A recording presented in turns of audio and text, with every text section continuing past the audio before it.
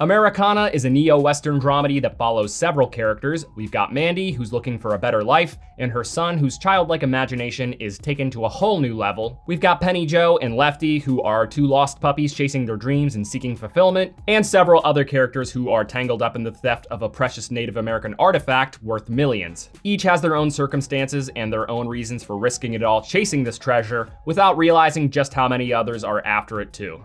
So this movie is a slow burn crime caper. It is aptly titled because the characters, plot, and atmosphere are heavily influenced by what is widely considered to be Americana. On the surface, we have obvious symbols, diners, deserts, western scenery in a very small town, and the quirky small town charm that feels like a throwback to the old American frontier. Digging a little deeper though, we find characters who are chasing their idealized version of American culture, some of which are reflections of the traditional American dream. For some, it's as simple as getting rich and settling down. For others, it's pursuing their passion and fame seeking.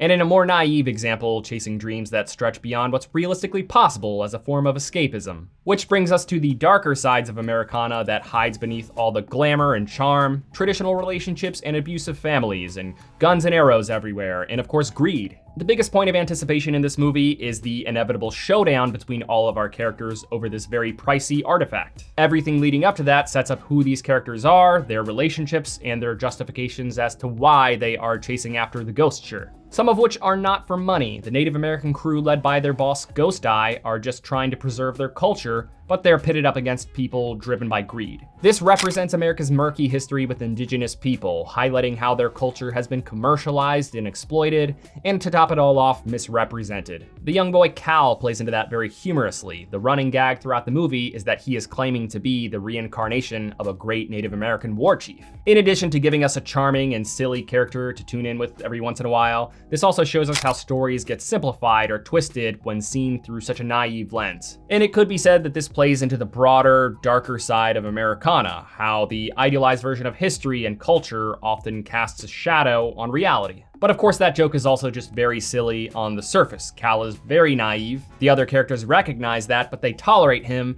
and dismiss the offensive nature because they know he's just young and dumb. What makes the joke clever is that it's never made explicitly clear whether or not he's just pretending or if he actually believes he's this war chief, or if it's actually true. He is just a kid, so it could just be him playing pretend, but he's also in a living situation that isn't ideal, so it could just be escapism influenced by too much television. But it is also a movie where anything is possible, including the supernatural, so there's room to buy into it a little bit for the sake of enjoyment. Cal was easily the most enjoyable character here. His mother Mandy is one of the big players who's been dealt bad hands in life. She wants to get herself out of her small, treacherous lifestyle, and getting involved in the movie's big scheme is her ticket out. There's a lot of lore behind her that we get glimpses of, and they paint a pretty solid picture of her, though the fragments feel pretty disjointed and some feel a little bit underdeveloped. Penny Joe, played by Sydney Sweeney, rides with Lefty, played by Paul Walter Hauser, and these two actually have pretty great on-screen chemistry. They're just friends, but their soft personalities fit nicely around one another's. Though they are just as ill-motivated as the other characters, they're a much sweeter bunch, so the movie has characters that are a little bit easier to root for. Penny Joe is obviously pretty stunning, but she has a stutter that she's very insecure about,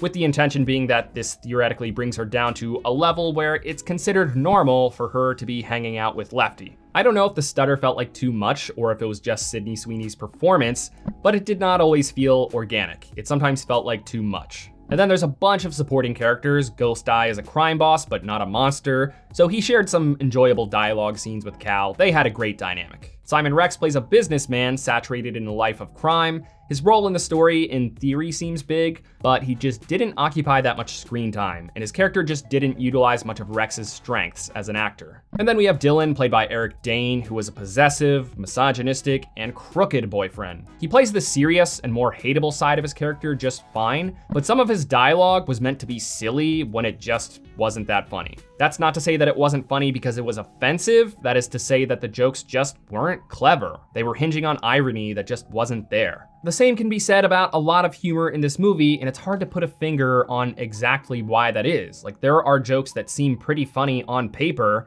but they just don't hit. Some of the jokes do work sometimes, but honestly, a lot of the time they just don't. And I can't help but think that that is because of bad comedic timing. You can often sense exactly how a joke is gonna play out right before it happens, rendering it no longer funny. It might even just be from the lack of a score. The movie has a solid soundtrack, but it just doesn't really have much for an original score. Those two things really contribute a lot to the vibes of a movie, and while this movie has a lot of charm and wit that is weaved into the script, directorially, it just doesn't get there. This movie feels like it has traces of Tarantino and the Coen brothers in it, minus the flair or the magnetism.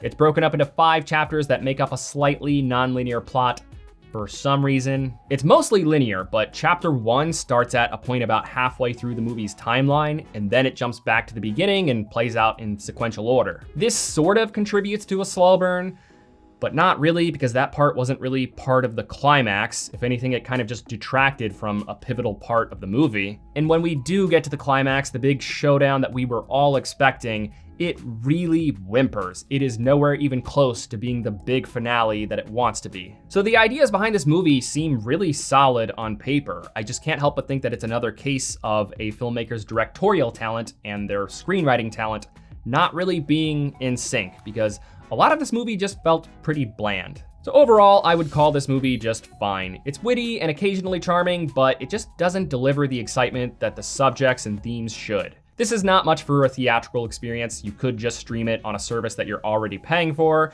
but not rent on VOD. Check it out if you want a Western movie with a brighter tone, but skip it if you're looking for a Western epic. The keyword there is epic.